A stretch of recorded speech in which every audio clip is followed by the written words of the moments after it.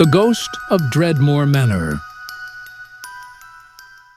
The rain lashed against the window pane, a relentless drumming that echoed the turmoil within me. My editor, Mr. Hawthorne, had just crushed my latest manuscript, his face twisted in a grimace of disdain. "This, Mr. Langley, is not literature. It's a rambling, pointless collection of clichés." His words, sharp as shards of glass, had pierced my heart. I stormed out of the office, the rain a cool balm against my burning cheeks. My dreams of literary success, already fading, had been extinguished completely. I was broke, my last penny spent on the manuscript's printing. My tiny rented room above a fishmonger's shop was no longer affordable. Days bled into nights, filled with a bleak emptiness. My writing desk, once a source of creative fire, now seemed an alien landscape. Then, a glimmer of hope arrived in the form of a thick, official-looking letter. It bore the crest of a solicitor's firm and announced the death of a distant relative, a Mrs. McCarthy, who had passed away at the age of 69, alone and unmourned. She left behind a sprawling manor, Dreadmoor, and it was mine. Dreadmoor. The name sent a shiver down my spine. The townspeople whispered tales of a cursed house, a place where tragedy had unfolded, its walls imbued with a chilling darkness. They spoke of strange happenings, of a woman's ghost, a specter that haunted the manor's shadowed corners. But I wasn't a man to be swayed by superstition. My finances were in ruins, and the prospect of a grand old house, even a haunted one, was a lifeline. Dreadmoor stood at the edge of the town, its silhouette against the twilight sky an imposing Gothic monument. Its weathered stone facade, adorned with gargoyles and intricate carvings, seemed to hold its secrets close, a silent sentinel guarding its mysteries. By day, the manor was a stately beauty, its gardens a tapestry of vibrant colors. But at night, a different Dreadmoor emerged, its grand facade draped in a chilling shroud of shadows. The moon, a pale disk in the night sky, cast an eerie glow upon its windows, turning them into vacant eyes, peering into my soul. My first night in the manor was a symphony of unsettling sounds. A creak on the staircase, a whisper of wind through the drafty halls, the mournful groan of the ancient timbers settling under the weight of centuries. And then I saw her. She was a woman cloaked in darkness, her face as pale as moonlight, her eyes like pools of inky black. She stood in the shadows of the grand hall, a silent apparition, her presence as palpable as the chill that had settled over my skin. I reached out, wanting to touch her, to speak to her, to understand this ghostly presence. But she turned, her dark cloak billowing around her, and let out a scream, a shriek that tore through the silence of the house, a banshee's wail that echoed my own terror. Then she vanished into the darkness, leaving behind only the echoes of her despair. The next morning, I discovered a strange door, hidden behind a tapestry in the hallway. It was sealed shut, its brass handle cold and lifeless. Curiosity, a potent brew laced with a touch of fear, spurred me to find the key. I searched the dusty attic, its cobwebbed corners echoing with forgotten memories, until I found it, nestled in a tarnished silver box. The key felt heavy in my hand, its cold metal a tangible link to the past. As I inserted it into the lock, a shiver ran down my spine. It clicked open with a metallic sigh, revealing a room cloaked in shadows. The air was thick with the scent of decay, a musty, pungent aroma that clung to my throat. Dust motes danced in the shafts of light that filtered through the grimy windows. In the center of the room stood a large portrait, a canvas depicting a beautiful woman with blonde hair and a radiant smile. The woman in the painting bore a striking resemblance to the ghost I had seen, yet the differences were stark. The ghostly apparition was a spectral shadow of this vibrant, radiant woman. The woman in the painting, filled with life, seemed to radiate a warmth that the ghost lacked. A name, whispered from the shadows of the past, reached my ears. Abigail. I stumbled out of the manor, needing to clear my head to escape the suffocating silence of the house. I found myself in the bustling marketplace, a stark contrast to the hushed stillness of Dreadmoor. As I browsed the stalls, a voice, warm and friendly, broke through the cacophony. "You look lost, sir. Can I help you?" It was a baker, his face etched with the wisdom of years spent kneading dough and dispensing advice. He was a kindly man, with eyes as bright as the oven fire in his bakery, and a ready smile. We talked, and he told me stories about the manor, about its previous owners, the McCarthy family. He spoke of a beautiful woman, Abigail, the daughter of Mrs. McCarthy, a girl known for her kindness and infectious laughter. But his voice, once jovial, turned somber as he spoke of Abigail's descent into madness. "She lost her mind, sir." The townsfolk heard her screams, her laughter, a chilling sound that echoed through the streets. It drove fear into the hearts of all who heard it.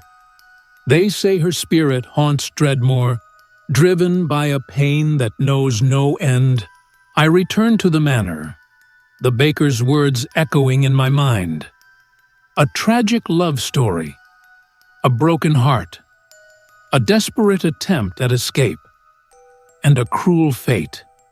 This was the story of Dreadmoor, the story of Abigail. My investigation uncovered a diary, hidden in the back of an old dresser in the attic. It was Abigail's diary, filled with her dreams, her hopes, and her despair. The entries, penned in a delicate hand, revealed a tale of forbidden love, of a young woman bound by tradition, and a mother who ruled with an iron fist. Abigail had loved a man, Joseph, a young sailor, not rich, but kind and loving. They yearned to escape to America, to build a life together, free from the constraints of society. But Abigail's mother, Mrs. McCarthy, refused to allow it. She locked Abigail away in her room, a gilded cage from which there was no escape. Joseph, heartbroken, set sail for America, promising to return for Abigail. But fate had other plans. His ship was caught in a terrible storm, swallowed by the unforgiving ocean. Abigail, upon learning the devastating truth of Joseph's fate, was driven mad by the weight of her grief and the realization of her mother's cruelty. Her screams and laughter, a symphony of anguish, echoed through the halls of Dreadmoor, driving the townspeople away, leaving only her mother to bear the weight of her daughter's pain. The diary ended abruptly, a final testament to Abigail's suffering. The last entry, scribbled in a trembling hand, was a desperate cry for help, a plea for forgiveness, and a haunting prophecy. Dreadmoor will never be free until my pain is acknowledged, until my story is told. I stood in the heart of the manor, the weight of Abigail's story pressing down on me. I had found the truth, but it was a truth laced with sorrow, a truth that had haunted the walls of Dreadmoor for years. I felt a surge of pity for Abigail, for the life she had lost, for the love she had never tasted. But as I stood there, a sense of unease settled over me. The chill in the air intensified, and I could feel the presence of the ghost, her spectral form hovering near me. Her eyes, two pools of inky black, seemed to pierce into my soul, a silent plea for recognition. I knew then that I couldn't stay. Dreadmoor was a prison, a cage that had held Abigail captive for years. I couldn't escape the ghost's presence, her constant reminder of her suffering. I packed my belongings, my heart heavy with a sense of failure, a feeling that I had failed to appease her tormented spirit. The town welcomed me back with open arms, their faces reflecting a sense of relief. I rented a small room above a bakery, a warm and inviting space, a stark contrast to the cold, dark grandeur of Dreadmoor. I turned to my writing desk, my fingers itching to weave the story of Abigail into words, to tell the world of her pain, her love, and her tragic end. I wrote for days, for nights, driven by a sense of urgency, a need to release Abigail from her spectral prison. My words flowed like a torrent, fueled by the raw emotion I had witnessed in the diary, by the chilling presence of Abigail's ghost. I sent the manuscript to my former editor, Mr. Hawthorne, expecting a scathing rejection. But this time, his response was different. He called me, his voice filled with excitement, his words laced with admiration. "Mr. Langley," he said, "this is your masterpiece. This is the story that will make you famous. The story of Dreadmoor. The story of Abigail. It's a Gothic masterpiece, a chilling tale of love, loss, and the enduring power of the human spirit." My manuscript was published to critical acclaim, its success exceeding my wildest dreams. It became a bestseller, a literary sensation. The story of Abigail, the Ghost of Dreadmoor, was told and retold, her pain acknowledged, her story finally heard.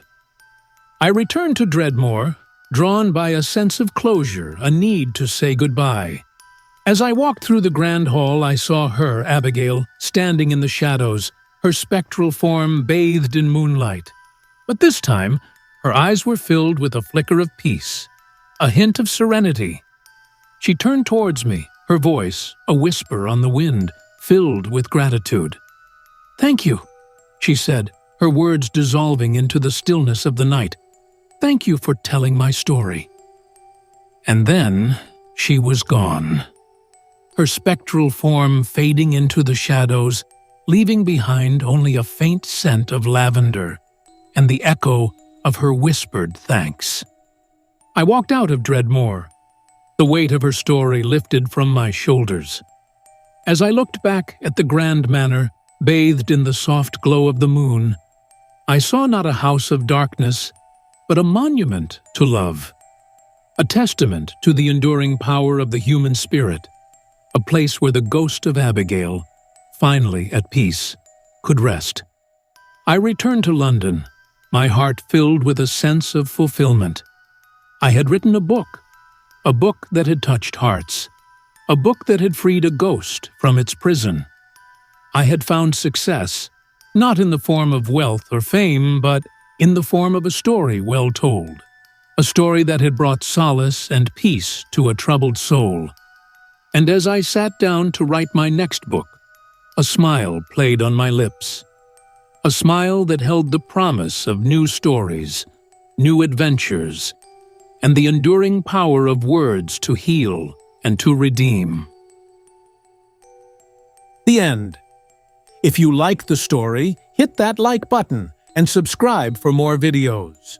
Let me know your thoughts in the comments below. Was there anything that surprised you? Who's your favorite character in the story? I can't wait to hear your thoughts.